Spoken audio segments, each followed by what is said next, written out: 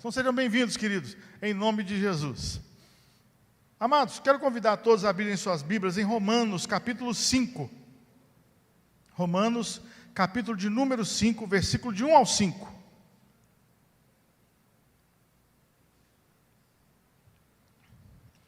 Hoje pela manhã, eu falei sobre como ter a mente de Cristo, sobre ter a mente de Cristo. E eu disse que não foi um sermão, foi um resumo do que eu venho falando aos poucos, de maneira homeopática para a igreja. E hoje à noite não vai ser diferente. É também um pouco do resumo do que eu tenho pregado fora e que eu vou pregar aqui hoje à noite. O poder da esperança. Nós precisamos ter os nossos olhos em Cristo o tempo todo. E eu quero convidar você a entender o valor disso para a sua vida espiritual. Para você que está em casa, anote aí, para que a gente possa entrar 2021 com o peito erguido, com o nariz erguido, não de vaidade, mas sabendo em quem nós podemos confiar, como nós podemos ter uma expectativa saudável e como isso é importante para a nossa vida espiritual, para a vida de todos aqueles que creem no Senhor Jesus como seu Salvador, como seu irmão mais velho, aquele que cuida de nós. E sempre ao entrar no ano, a nossa expectativa é sempre positiva. Você consegue lembrar de 2019 para 2020? Seria as Olimpíadas. Nós estávamos aí com uma expectativa financeira interessante, porque aí já seria praticamente o segundo ano de governo do presidente. Nós estávamos com expectativas em muitas situações. Nós aqui na igreja com a expectativa da transição, dos pequenos grupos multiplicadores.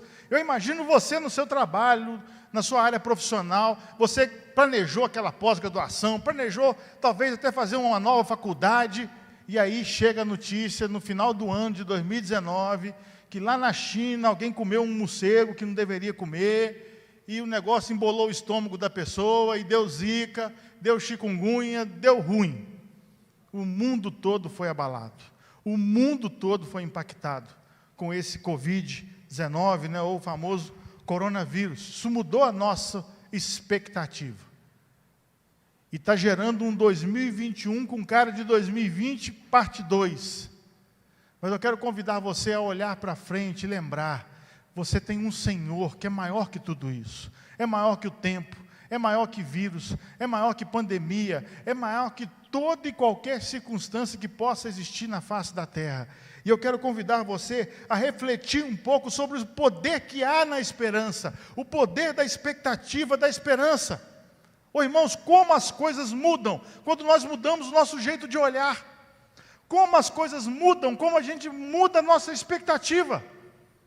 Muitos fracassam, erram, vacilam em várias áreas da vida, porque o olhar está sempre no mar vermelho, nunca na possibilidade de uma abertura do mar. Às vezes, o olhar para fora pode nos surpreender e nos assustar. Mas quando Jesus chamou Pedro para caminhar sobre as águas, não foi a parte externa que atrapalhou Pedro, foi o temor interno. Até para dentro nós temos que reaprender a olhar. E a esperança nos ajuda a retomar o fôlego, a erguer o peito e falar, não, nós vamos em frente. Nós vamos em frente. E quantas coisas na vida, irmão, são vencidas, não porque você é melhor ou maior, ou porque você tem mais condição do que outros, não. É porque simplesmente você conseguiu enxergar algo que os outros não viram. E se manteve firme. Deu errado, várias vezes no meio do caminho, você se manteve firme. Se manteve firme. Por isso eu quero ler com os irmãos Romanos capítulo 5, de 1 a 5. E depois nós vamos refletir um pouquinho sobre o que Paulo vai nos ensinando sobre a esperança. E a importância disso para a nossa vida. Capítulo 5 de Romanos diz assim: justificado, pois, mediante a fé, temos paz com Deus por meio de nosso Senhor Jesus Cristo, por intermédio de quem, está falando de Jesus, obtivemos igualmente acesso pela fé a esta graça, na qual estamos firmes e gloriamo-nos na esperança da glória de Deus. E não somente isso, mas também nos gloriamos nas próprias tribulações, sabendo que a tribulação produz perseverança, e a perseverança, experiência, e a experiência, esperança. Ora, a esperança não confunde, porque o amor de Deus é derramado em nosso coração pelo Espírito que nos foi outorgado ou entregue. Vamos falar com Deus mais uma vez? Pai, tua palavra foi lida. Manifesta, ó Deus, tua vontade, porque ninguém melhor para nos ensinar do que o teu Santo Espírito. Que hoje à noite o teu Santo Espírito tome os nossos corações e as nossas mentes e nos ensine aquilo que o Senhor deseja em nome de Jesus. Amém.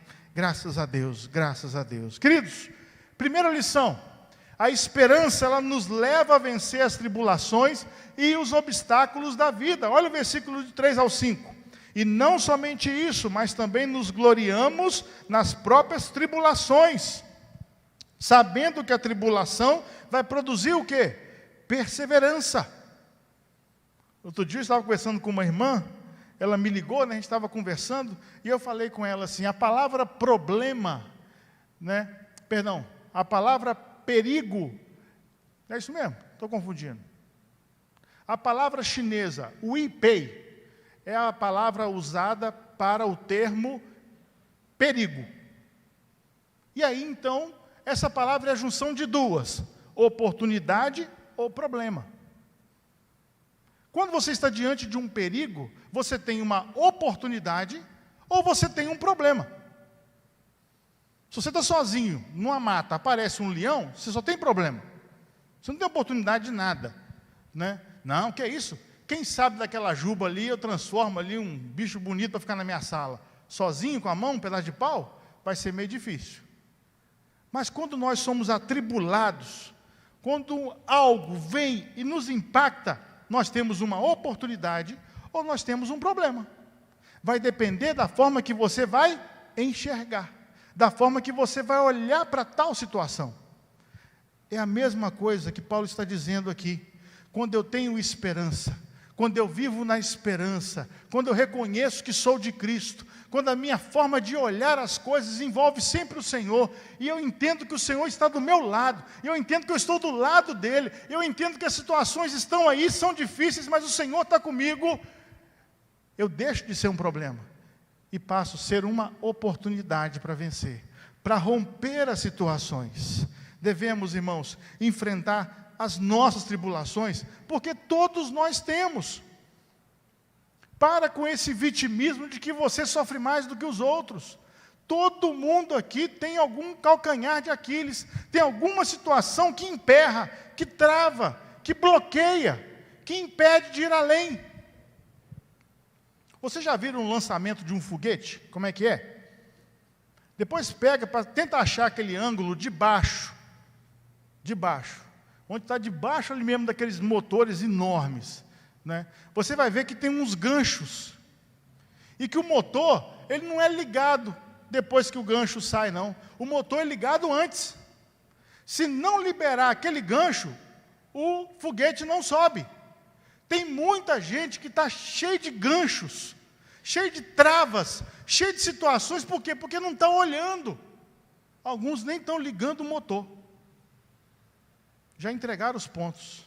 Queridos, a esperança nos leva a vencer tribulações, a vencer obstáculos, a ir além, a olhar e falar assim, não, espera aí, eu tenho um Deus, eu tenho um Senhor que está comigo, eu tenho alguém que cuida de mim, eu tenho alguém que me ama, não vou ficar sofrendo isso não. Agora, Paulo também em Romanos capítulo 12, versículo 12, diz assim, sede pacientes na tribulação. Está passando por luta? Está passando por obstáculos? Não é hora de ser afoito. É hora de dar talvez uns 2 passinhos para trás, acalmar o coração e entender. Eu preciso ouvir o que Deus tem para mim.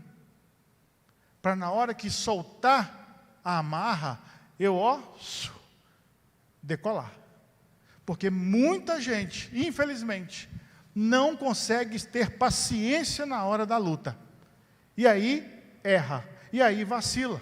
Em Romanos 12, versículo 12, também diz, perseverai na oração. A esperança, ela consegue me dar paciência em meio à tribulação, e ela também consegue me levar à oração. ela me faz parar. Espera aí, se eu tenho alguém lá na frente que prometeu e que sempre cumpre, eu vou orar, porque Ele vai ouvir o meu clamor, Ele vai sentir as minhas lágrimas, Ele vai estar comigo nas horas da adversidade. Efésios 2, versículo 12, fala assim: estáveis naquele tempo sem Deus, separado da comunidade de Israel, e estranho aos pactos da promessa, não tendo esperança e sem Deus no mundo. O cristão, a partir do momento que ele conhece a Deus, que ele conhece o Senhor, aquela falta de expectativa, aquela falta de esperança, ela cessa. Ele consegue já mirar para frente e falar assim: não, peraí, então tem algo mais para mim. Então tem algo além do que eu estava vivendo, do que eu estava experimentando. Não, tem uma coisa a mais para mim. Ele ainda não entende, ele ainda não compreende, é um bebê na fé. Mas a partir do momento que ele vai amadurecendo, ele passa a se relacionar com Deus, e Deus com ele, de tal maneira que ele começa a entender algo profundo. Eu sou um com o Senhor. E isso gera o que em nós, irmãos? Esperança. Por isso, em meio às tribulações, em meio aos obstáculos da vida, desenvolva a esperança, querido irmão. Talvez a notícia que o médico deu à sua família, talvez a informação que você está tendo aí com relação aos negócios, talvez as informações aí que estão bombardeando na televisão, de Covid e tal, estão tirando a nossa esperança. Nós estamos deixando de ter aquele brilho de olhar para o mar e falar assim: Deus pode abrir esse mar. Eu imagino os discípulos de Jesus, Ele caminhando naquela cruz, depois de uma surra bem dada, sofrendo muito, muitas dores no corpo, aqueles homens de longe olhando o mestre que multiplicou pães, que levantou defunto, que curou enfermos. Eu imagino a falta de expectativa naqueles corações naquela hora. Eu imagino aqueles homens olhando e falando assim: não, já era. Ele não é o Deus que disse que era. Ele não é o Todo-Poderoso que Ele mostrou para nós que era. Por que Ele está deixando fazer isso? Mas, irmãos, aquela tribulação gerou vida em nós, gerou força em nós. E se nós hoje somos fortes, e se hoje nós caminhamos, foi porque em meio às suas fraquezas, Ele mostrou força. Ele levou sobre si. E hoje nós temos a paz, nós temos a graça do nosso lado, nós temos a esperança. Geralmente enfrentamos as nossas tribulações com murmuração, reclamação, culpando os outros e culpando até Deus. Mas a Bíblia nos manda enfrentar as tribulações com paciência, perseverança e em oração, dando glória a Deus, louvando a Deus. Ergue a sua cabeça, querido. Tribulação está aí para ser enfrentada, barreiras estão aí para ser enfrentadas. Erga a sua cabeça, creia, você tem um Deus que está do seu lado, que vai fazer o necessário que for, para que a vontade dEle cumpra. E se você está no centro da vontade de Deus, não tenha dúvida, Ele agirá, e fará algo maravilhoso na sua vida. Outra lição também que eu aprendo nesse texto aqui, está no versículo 2, na parte B, que fala assim: pela fé, a esta graça, na qual estamos firmes, e gloriamos na esperança da glória de Deus. Queridos, a esperança nos leva para o futuro. Mas a Bíblia fala que a gente não tem que ficar ansioso pelo dia de amanhã. Não, mas nós temos que ter expectativa. Eu não tenho que ficar ansioso. O que é o ansioso? O ansioso, ele está querendo viver o amanhã hoje. Não, calma, você não vai viver o amanhã hoje. É aquela típica representação mesmo que a gente sempre usa nos sermões. É andar na esteira. Você vai suar, vai ficar cansado, mas você não vai sair do lugar. Você vai ficar ali mesmo. É pedalar na bicicleta ergométrica. Vai suar, as pernas vão doer, mas você não vai sair do lugar. Não é isso que nós estamos falando. Nós estamos falando de quê? Mostrando claramente que a esperança, ela trouxe para nós um futuro. Então, falar de esperança é falar: eu tenho algo amanhã. Eu tenho um Deus que está agindo na minha vida. E qual que é o grande futuro do servo fiel a Deus, daquele que está com o Senhor? Qual é o grande futuro? É estar com Ele para toda a eternidade. E o primeiro passo é a salvação. Naquele momento que você entrega o seu coração a Deus, naquele momento que você se coloca diante de Deus, Deus o tira do império das trevas e te coloca diante do reino do Filho amado, já te dando uma esperança e um futuro, já te dando expectativa. É o primeiro grande prêmio que nós recebemos. Depois disso, pastor, nós vamos ser glorificados em Cristo. A partir do momento que nós morrermos aqui nesse mundo e nos separarmos daqui, haverá um dia que todos nós seremos ressuscitados com Cristo. Como num piscar de olhos, nossos corpos serão transformados e seremos como Ele é. Perfeitos, teremos a visão do mundo espiritual completa, plena, e experimentaremos isso para toda a eternidade. Mas quem te falou isso? Jesus falou isso. E Jesus disse mais: aqueles que são dele, ninguém pode arrebatar da mão dele. Isso está em João 10. Sabe o que isso significa? Você que crê em Jesus como seu Salvador, você tem uma esperança, você tem um futuro. Por isso, não desanime. Não deixa para lá, não. Continua erguendo a cabeça. Continua erguendo a cabeça. Eu lembro que quando os médicos deram um diagnóstico para mim lá, que eu estava pré-diabético, e que se eu não tomasse uma atitude rápida, eu ia entrar na diabetes. Meu pai é também. Eu falei assim: eu não quero isso para mim, não. E aí fomos tomar uma atitude rápida para resolver essas questões, né? Me veio na cabeça uma doideira: vou fazer jiu-jitsu. Doideira, Marcelo. Vou fazer jiu-jitsu. Menina, nas primeiras aulas, eu sentava no meio da aula e quase chamava o Juca, de tanta dor no corpo. Mas eu falei assim: não, eu não quero ficar diabético. Eu não vou ficar diabético. E continuei, e continuei, e continuei. 3 meses já se passaram. 3 meses. E hoje foi muito engraçado a resposta do Vigor Físico. Nós tivemos o prazer de dar ao nosso filho uma bicicleta para pedalar. Ele ficou radiante, né? Agora ele está se achando, está motorizado, né? Ele acha que comprou uma Kawasaki Ninja, né? Acha que está... Aí eu fui pedalar com ele. Ah, você é velho, você não aguenta não. E eu toda hora eu tinha que falar assim: vem, passa meu filho, vamos embora. E ele não aguentava, né? Por que eu estou com essa brincadeira, irmãos? É só para te mostrar o seguinte: a gente não pode parar. Tem algo lá do outro lado do morro. A gente não pode parar. A gente tem que ser firme. A tribulação vem, a luta vem, a pancada vem, mas pela fé nós estaremos firmes na graça que há em Deus, e Deus vai nos gloriar-nos na esperança.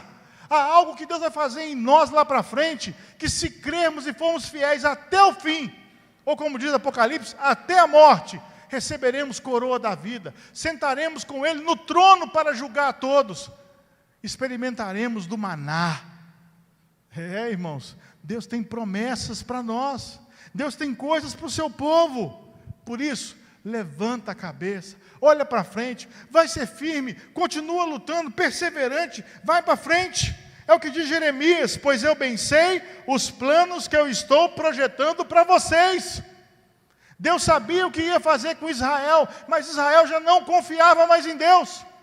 Parece que nós estamos igual a Israel, nós esquecemos que Deus planejou um futuro para nós, que vai além de novos céus e nova terra. A Bíblia fala que no final de tudo, nós reinaremos com Ele.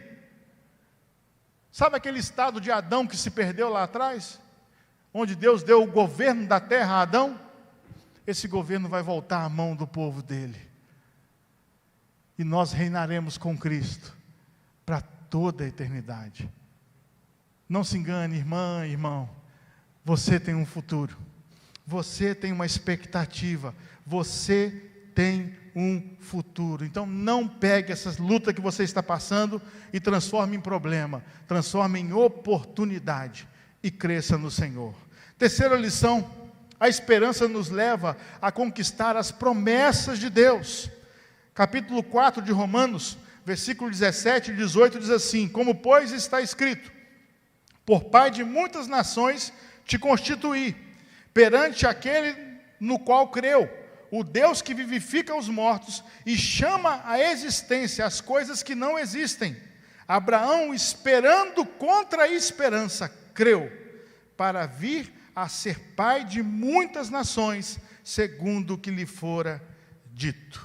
Olha, queridos, Olha que coisa maravilhosa. Vamos voltar lá os nossos olhos para Abraão. Um senhor de idade, marido de uma senhora de idade. Possivelmente hoje os dois estariam trancados dentro de casa por causa do Covid-19. Idosos. Deus fala, está na hora de vocês terem filhos. Paulo, na sua interpretação resumida, diz, ele creu contra a esperança. Quer dizer, toda aquela expectativa de ser pai, que todo mundo falou, já era, ele não era não. Se ele falou, ele vai cumprir. Queridos, se Deus disse algo, esse algo acontece. Quer ver que interessante? Vamos dar um passeio na Bíblia? Jó 14, 7.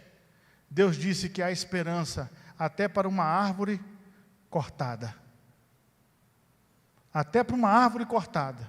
Quando a gente olha e fala assim, já foi. Há esperança até para uma árvore cortada. Deus disse que haveria esperança até para um vale de ossos secos. Isso está em Ezequiel 37. Mesmo que você olhe para aquela cena, onde só tem esqueletos espalhados, ossos espalhados pelo chão, ainda há esperança de ter vida. Eu imagino aquele barulho ensurdecedor no ouvido de Ezequiel, e ele vendo aqueles ossos se transformarem, os nervos, as carnes, aquele exército na frente dele, e Ezequiel ouve então. Agora fala que o Espírito vai entrar neles. Oh, queridos, Deus pode fazer além do que pedimos ou pensamos. Por isso, não pare de olhar para frente. Deus tem algo para o seu povo. Deus disse que haveria esperança até para o pobre e para o necessitado, pois o necessitado não será esquecido para sempre, nem a esperança dos pobres será frustrada perpetuamente. Salmo 9, 18. Deus disse que há esperança para os que choram. Jeremias 31, 16, 17 diz assim, assim diz o Senhor, reprime a tua voz de choro e as lágrimas dos teus olhos, porque haverá recompensa para as tuas obras, diz o Senhor, pois os teus filhos voltarão da terra do inimigo. Há esperança para o teu futuro, diz o Senhor, porque os teus filhos voltarão para os seus territórios. Deus é um Deus da esperança. Em Esdras capítulo 10, versículo 2, Deus disse que haveria esperança até para quem fosse infiel. Olha o que diz o texto. Então Secanias, filho de Jeiel, um dos filhos de Elão, tomou a palavra e disse a Esdras, nós temos transgredido contra o nosso Deus, casando com mulheres estrangeiras dos povos de outras terras, mas no tocante a isto, ainda há esperança para Israel. Oh, irmãos, eu não sei o tamanho da tempestade que está batendo aí na sua porta, eu não sei o tamanho da sua luta, mas se Deus falou que vai fazer algo com os seus filhos, Ele vai fazer.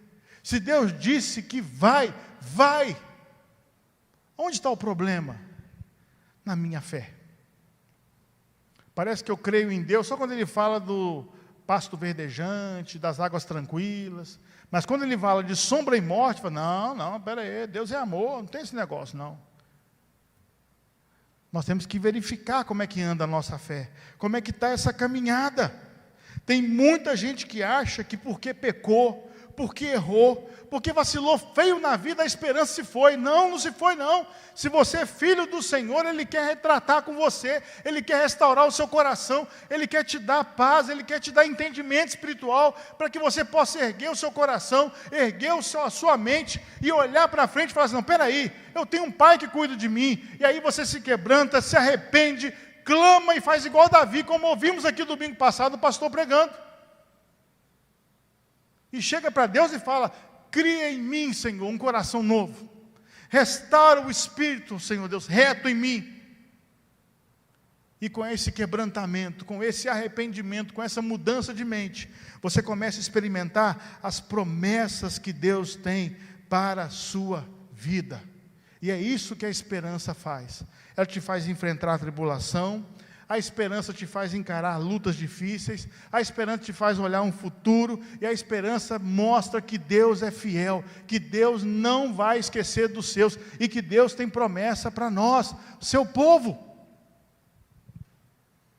Agora eu quero convidar você a abrir a sua Bíblia em Hebreus, capítulo de número 11, versículo 13 e versículo de número 16.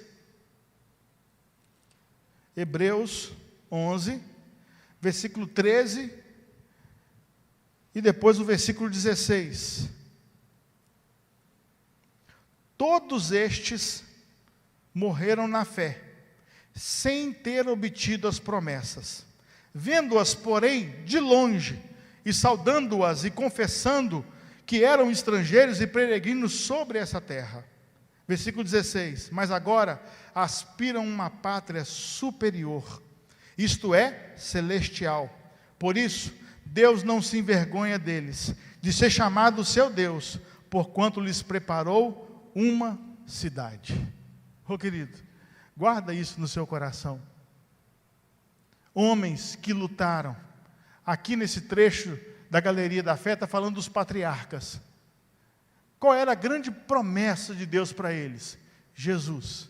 Eles não viram o Messias. Eles não tiveram acesso ao Messias. Mas eles continuaram lutando. E foram assim até o fim. Porque sabiam que existia para eles algo mais. Por isso, anota aí algumas atitudes que você tem que ter a partir de hoje. Primeiro, viver em fé, viver pela fé. Para de tomar atitudes só naquilo que você calculou, naquilo que você achou, na racionalidade, naquilo que você entendeu, naquilo que... lança-se diante do Senhor e viva pela fé. Vocês podem e irão experimentar coisas grandiosas no Senhor. Vocês podem e irão experimentar coisas com Deus que vão te mostrar situações, você fala assim, pastor, não faz sentido. Não faz mesmo não, porque o Evangelho é loucura. Mas o Evangelho é o poder de Deus. O Evangelho vai transformar vidas, mas para isso, viva pela fé. Hebreus 11, versículo 1, ora, a fé é a certeza das coisas que se esperam e a convicção de fatos que não se veem. Se Deus falou, acabou, está resolvido. Como o pastor Jeremias gosta de brincar, né? Se Deus mandou sentar, não procura cadeira, senta. Mas tem muita gente que fica procurando cadeira, procurando o jeito certo de sentar. Ele mandou, senta. É isso que está faltando às vezes, para você experimentar aquela restauração, aquela mudança, aquele milagre, aquelas circunstâncias serem totalmente refeitas. Faltando um passo de fé. Segunda coisa importante para você guardar no seu coração. Comece a enxergar longe. Comece a olhar mais distante um pouquinho. O problema da nossa visão é que ela só está até amanhã. Sabe, a gente está preocupado, mas amanhã. Comece a ter um olhar mais distante e perguntar, Deus, e aí? Qualquer curso que você fizer na área de empreendedorismo, vai te falar sobre planejamento ao ponto de você conseguir enxergar a sua empresa daqui a 5 ou até 10 anos. Para que você possa instituir uma meta e cumprir objetivos. Não é diferente a nossa vida individual não, irmão. Até na sua vida financeira, até na sua vida relacional, em tudo, você pode sentar e falar assim, não, peraí, quem será o Alessandro em 2027? Quem será o Alessandro em 2025? Vou ter mais alguns cursos? Aí com esse planejamento você vai caminhando. Irmãos, nós somos o povo que consegue enxergar além. Porque nós temos um Deus que transcende, que ultrapassa tempo. Ele não tem esse reloginho no pulso não, irmãos. Ele é o tempo. Ele vai além. Se você está preso, se a sua alma está presa, as circunstâncias do ontem, ou do agora, e você não consegue se livrar disso, ore a Deus, e comece a olhar, e guarda bem o texto de Jeremias, eu sei o plano que eu tenho para você, eu sei o que tenho para você, eu sei, descansa em mim. Outra coisa importante, creia na promessa. Creia nas promessas de Deus. Quer ver uma promessa muito interessante, que todo mundo gosta, todo mundo vibra, né, quando a gente lê esse texto na igreja, né? Mas na hora que a coisa aperta, parece que a gente esquece desse texto. Eu tenho lutado para não esquecer. Que é Romanos 8. Que diremos, pois, dessas coisas? Se Deus é por nós, quem será contra nós? Você acha que o inimigo, Satanás, Lúcifer, dá o nome que você quiser, capiroto, você acha que ele pode com Deus? Você acha? Aquele que não poupou o seu próprio filho, antes por todos nós entregou, porventura não nos dará graciosamente com Cristo, com Ele, todas as coisas? Olha só. Quem tentará acusação contra os eleitos de Deus? Quem vai conseguir fazer alguma coisa com a gente? Quem os condenará? É Cristo quem morreu, ou antes quem ressuscitou, o qual está à direita de Deus e também intercede por nós. Você consegue entender essa cena aqui? É Jesus virando para Deus. Não faz isso com o Alessandro, não, Deus. Agora não, estou tratando dele. Olha o nível de conversa. Ele está intercedendo por nós, Jesus. Quem nos separará do amor? Aí agora começa. Será que é a tribulação? Será que é a angústia? Será que é a perseguição? Será que é a fome? Será que é a nudez? Será que é o perigo? Será que é a espada? Será que é o Covid? Será que é a vacina? Será que alguma coisa? O texto diz que nada nos separa do amor de Deus que está em Jesus Cristo, nosso Senhor. Isso é promessa. Eu vou falhar, eu sou um pecador, mas o Senhor não. Eu preciso crer nisso, eu preciso manter os olhos nisso. Nem altura, nem profundidade, nem principados, nem coisa do presente, nem do porvir, nem poderes, nem qualquer outra criatura poderá nos separar do amor de Deus que está em Jesus Cristo, nosso Senhor. Irmãos, isso é promessa, creia nisso, viva assim, crendo que você tem um paizão de verdade, que está te abraçando agora e cuidando de você, em meio a essa pandemia maluca, em meio a esse tempo todo doido que nós estamos vivendo. Creia, Ele é fiel, mesmo que sejamos infiéis, Ele permanece fiel. Se Ele prometeu, Ele vai cumprir. E com isso, eu encerro dizendo, abrace as promessas. Abrace as promessas. O que é abraçar as promessas? É aquela mesma coisa que a gente fala, né, com as pessoas assim, rapaz, você está trabalhando nessa empresa, mas você não abraçou a empresa. Você está ali, mas você não abraçou a coisa, quer dizer, você não se envolveu, você não tomou aquilo para si. Porque o abraçar tem muito a ver com esse osso aqui encostando em outro osso, de junto, de estar perto, de estar ligado. Abraçar as promessas é deixar que elas moldem o nosso estilo de vida. E a esperança nos ajuda a moldar esse processo. A esperança nos ajuda a enxergar tudo isso. E aí com isso, a gente para de criar raiz aqui nesse mundo e começa a plantar em coisas celestiais, para colher frutos eternos, coisas que são maiores do que a gente possa imaginar ou pensar. Por isso, irmão, irmã, você que está aqui agora, aqui dentro, você que está em casa assistindo com a gente, renova a esperança no seu coração.